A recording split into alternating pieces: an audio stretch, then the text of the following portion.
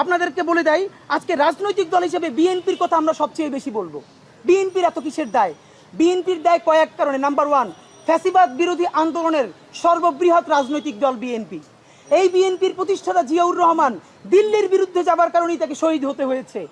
এই বিএনপির প্রাণভ্রমরা বেগম খালেদা জিয়া মনমোহন সিংয়ের সাথে বিএনপির ডাকা হরতালের মধ্যে মনমোহন সিংকে যখন ঢাকা এসেছিল নেগোশিয়েট করার জন্য, বেগম জিয়াকে বললো আপনি সোনারগাঁয়ে আসেন, তিনি বলেছেন আমি হরতাল ডেকেছি, হরতালের মধ্যে আমি গাড়ি বের করতে পারবো না। এটা দিল্লি থ্রেট হিসেবে নিল। বিএনপির বন্ধুরা আপনাদের মনে নাই, মনে করিয়ে দেই, বেগম জিয়া হরতাল ডেকেছেন, সেই সময় মনমোহন সিং এসেছে এবং বেগম খালেদা জিয়া বলেছেন হরতালের মধ্যে আমি গাড়ি বের করবো না, এবং না করার কারণে এই যে তাদের ক্ষোভ, তার চূড়ান্ত ক্ষোভ হিসাবে বেগম জিয়াকে শুধু জেল খাটতে হয় নাই, তার হাতটা পর্যন্ত বাঁকা হয়ে গেছে। জিয়ার বিএনপি, খালেদা জিয়ার বিএনপি, এই বিএনপির প্রতি বাংলাদেশের স্বাধীনতা সার্বভৌমত্বের দায়ও বেশি, সুতরাং তাদের প্রতি আমাদের কথাও বেশি। নাম্বার ওয়ান, বিএনপি এখন পর্যন্ত নির্বাচন নিয়ে যতগুলো কথা বলেছে এর অলমোস্ট সবগুলো লেজিট, আমরা বুঝি এগুলো বৈধ, কিন্তু তার সমস্যা হলো সে আর্টিকুলেট করতে পারে না যে সেনাবাহিনীর একটা অংশ যে কোনোভাবে ক্ষমতায় যেতে চায় বা ক্ষমতা গ্রহণ করতে চায় বা জরুরি অবস্থা জারি করতে চায়, সুতরাং দ্রুত নির্বাচন না হলে জাতি ক্রাইসিসে পড়বে। এই কথা সে বললে সেনাবাহিনী তার সাথে থাকবে না, এই জন্য সে এটা বলতে পারে না। নাম্বার দুই, উপদেষ্টাদের মধ্যে কেউ কেউ ক্ষমতা প্রলম্বিত করতে চায়, এটাও যদি সে বলে ফেলে মাঝে মধ্যে চাপে পড়ে, এটাও সে বলতে পারে না, এই জন্য সে শুধুই নির্বাচন করে। তো নির্বাচন করাটা তো সমস্যা না। বিএনপির প্রতি আমাদের প্রথম আক্ষেপ হলো আপনারা কেন জুলাইয়ের রাজনীতিটা করলেন না বলেন? আপনাদেরই তো উচিত ছিল জুলাইয়ের রাজনীতি করা। এনসিপিকে আমরা পরে ধরবো। আপনারা যতবার নির্বাচনের কথা বলেছেন আমরা প্রত্যাশা করেছি আপনারা প্রতিবার আগে বলবেন বিচার করতে হবে, সংস্কার করতে হবে, নির্বাচন দিতে হবে। দেখেন আজকে আমরা যারা বিএনপি করি না কিন্তু শহীদ জিয়াকে ভালোবাসি, তারাও তো বিএনপির পক্ষে দাঁড়াতে পারছি না। কি তারা সংস্কার এবং বিচারের কথা না বলে শুধুই নির্বাচনের কথা বলছে, আমরা তার পক্ষে কিভাবে দাঁড়াবো? সুতরাং বিএনপির উচিত ছিল এই জুলাইয়ের সমস্ত আন্দোলনের স্টেক নেওয়া। তার কথা বলা উচিত ছিল যে অতি দ্রুত জুলাই ঘোষণাপত্র দিতে হবে। এই যে বিএনপি যমুনার সামনে অবরোধ করলো, শাহবাগ অবরোধ করলো, এই অবরোধে আমরা অংশ নিতে পারতাম। আজকে বিএনপি বলুক জুলাই ঘোষণাপত্রের জন্য ঢাকাকে অচল করে দেওয়া হবে, দেখেন আমরা লাখ লাখ মানুষ অংশগ্রহণ করব। বিএনপি জুলাই ঘোষণাপত্র নিয়ে অবরোধ করছে না, বিএনপি সংস্কার নিয়ে অবরোধ করছে না, বিএনপি বিচার নিয়ে অবরোধ করছে না। যখন সে শুধুই নির্বাচন নিয়ে কথা বলবে তখন তো আমরা এটাকে ফিল করি দিল্লির ছকে সে পা দিয়েছে এবং তাকে দিতে হয়েছে। প্রশ্ন হলো বিএনপি এটা বোঝা সত্ত্বেও সে কেন এটা বলে? কারণ দুইটা, তার দুটো দগদগে স্মৃতি আছে। বিএনপির প্রথম দগদগে স্মৃতি তার ১/১১ স্মৃতি। সে ২০০৬-এর পর সেনাবাহিনীর কথা মতো চলে নাই, সেনাবাহিনীর বিরুদ্ধে কথা বলেছে এবং সেই সেনাবাহিনী 111 করে বিএনপিকে মাইনাস করে আওয়ামী লীগকে শুধু ক্ষমতায় আনে নাই, বাংলাদেশকে ধ্বংস করে ফেলেছে। সুতরাং এবার বিএনপি সেনাবাহিনীর বিরুদ্ধে যেতে চায় না কোনোভাবে। সব জানে সেনাবাহিনী কি করবে, কিন্তু সে যেতে চায় না কারণ তার দগদগে স্মৃতি আছে ১/১১। নাম্বার দুই, আজকে যদি বিএনপি বলে যে না আমরা জনগণের পক্ষে থাকবো, সেনাবাহিনীর পক্ষে যাব না, তাহলে এনসিপি যদি কালকে গিয়ে সেনাবাহিনীর ফাঁদে পা দেয়, যদি পরশু জামাতে ইসলামী গিয়ে পা দেয়, তো কেউ না কেউ সেনাবাহিনীর সুবিধাটা তো নেবে। তাহলে বিএনপি কেন এই চান্স মিস করবে, সেই ঝুঁকিটা নিবে? এইটা বিএনপির পক্ষে আমরা বলছি। কিন্তু মূল সমস্যা হলো বিএনপি আর একটা কথা বলছে, ছাত্রদের পদত্যাগ করানো। আপনারা জানেন এই যে ছাত্র উপদেষ্টা দুইজন, এদের ব্যাপারে আপনাদের সামনে আমরা অসংখ্যবার সমালোচনা করেছি না, তাদেরকে পদত্যাগ করতে বলেছি না?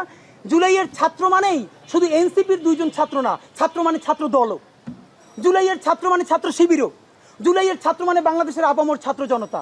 এনসিপি এটাকে কুক্ষিগত করেছে। কিন্তু একটা কথা আপনাদেরকে বলি, বিএনপি যে বলছে এই দুইজন এনসিপির প্রতিনিধি, আমরা জানি মাহফুজ আলম এবং আসিফ মাহমুদ, এই দুজনের কিন্তু অফিসিয়ালি এনসিপির এখনো কোনো কানেকশন নাই। তাহলে তো আমরাও বলতে হয় এই উপদেষ্টাদের মধ্যে মিনিমাম 4 জন আছে যারা বিএনপির প্রার্থী, এই বিএনপির মনোনীত। এবং এর মধ্যে এমন একজন উপদেষ্টা আছে তিনি সুটকেস গুছিয়ে বসে আছেন কোন সময় ডক্টর ইউনূস ক্ষমতা ছাড়বেন এবং তিনি প্রধান উপদেষ্টা হবেন। এবং বিএনপি যেদিন ক্যাবিনেট যাবে, সরকার গঠন করবে, সেইখানে তিনি আবার গুরুত্বপূর্ণ একটা মন্ত্রী হবেন, এরকম লোক তো আছে। তা আপনারা যদি তাদেরকে এনসিপির মন্ত্রী বলেন, তাহলে বিএনপির মন্ত্রীও তো আছে 5 জন, তাদেরকে পদত্যাগ করাবে কে আমাকে বলেন? নাম্বার দুই, এই যে ছাত্র উপদেষ্টাদেরকে পদত্যাগ করাতে চান, ছাত্র উপদেষ্টারা পদত্যাগ করলে এই সরকারের আর 1 সেকেন্ডও কোনো বৈধতা নাই। এই সরকারের একমাত্র বৈধতা তাদের সাথে ছাত্ররা আছে। যদিও এই ছাত্ররা সকল ছাত্র না, প্রাইভেট বিশ্ববিদ্যালয় নাই, নারী নাই, অপরাপর দল নাই, এরপরও তারা যেহেতু ছাত্র নাম নিয়ে গেছে, আমাদের প্রস্তাবনা হলো সেখানে ছাত্রদের শরিকানা বাড়ান। প্রয়োজনে ছাত্র দল থেকে একজন নেন, ছাত্র শিবির থেকে একজন নেন, প্রাইভেট বিশ্ববিদ্যালয় থেকে একজন নেন, নারী ছাত্রীদের মধ্য থেকে একজন নেন। আপনি ছাত্র বাড়ান, কিন্তু আপনি ছাত্রদেরকে পদত্যাগ করতে বলেন কেন? তাহলে এই সরকারের বৈধতা কি? তো বিএনপির ক্ষেত্রে এবং সর্বশেষ আমাদের যেটা, তিনি সরকার স্পষ্ট দেখতে পাচ্ছি মনে হচ্ছে বিএনপি যেন এখন সেনাবাহিনীর মুখপাত্র, মানে সেনাবাহিনী যেটা অফিসিয়ালি বলতে পারে না সেইটা এখন বিএনপি বলছে। আমির খসরু মাহমুদ চৌধুরী গতকালকে বললেন তার মতো প্রাজ্ঞ রাজনৈতিকবিদ, হ্যাঁ সেনাবাহিনীর প্রধান তো এই বক্তব্যটা দিতেই পারে, এটা আবার আপনাকে অ্যাড্রেস করতে হবে। আমরা জানি আপনাদের 111-এর দগদগে স্মৃতি আছে, দিল্লির বিরুদ্ধে যাবার কারণে আপনাদের জীবন নাই হয়ে গেছে, কিন্তু দেখেন আপনাদের ক্ষতি হবার সাথে সাথে আপনারাই কিন্তু হেরে যান নাই, আপনাদের সাথে সারা বাংলাদেশ সাফার করেছে, আমরা সবাই সাফার করেছি। আমাদেরকে একা করে দিয়ে আপনারা দিল্লির প্রেসক্রিপশনে চলবেন? আপনারা সেনাবাহিনীর সাথে এভাবে কোনো চিন্তা ভাবনা ছাড়া একাত্মতা পোষণ করার কোনো অধিকার আপনাদের নাই। সর্বশেষ বলি, বিএনপি আপনারা তো আসলে কিভাবে জেনজি আপনাদের সাথে একাত্মতা হবে?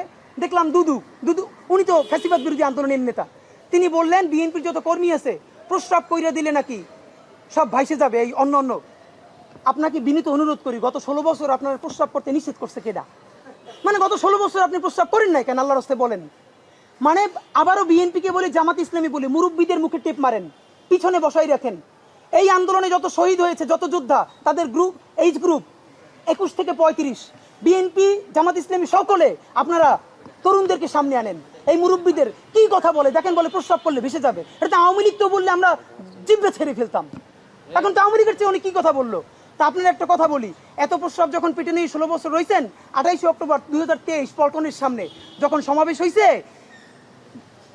গ্রেনেড মারতে পারে নাই, তার আগে বুড়া নেতৃবৃন্দ মুহুর্মুহু কইরে পালাইলেন। আমরা বিএনপির কর্মী না, তবু 1 ঘন্টা সেখানে স্টেজের সামনে দাঁড়াইছিলাম, কোন একজন মাঝারি মানের নেতাও আসে কিনা আমরা প্রতিরোধ গড়ে তুলবো, একজনও পারেন নাই। যত লাখ লোক আসছে, প্রস্রাব করলে তো আওয়ামী লীগ ভাইসে যাবে, তখন প্রস্রাব চাইবে কোথায় রাখছেন? মাথায় উঠেই রাখছেন? ফাইজলামি কথাবার্তা বলেন।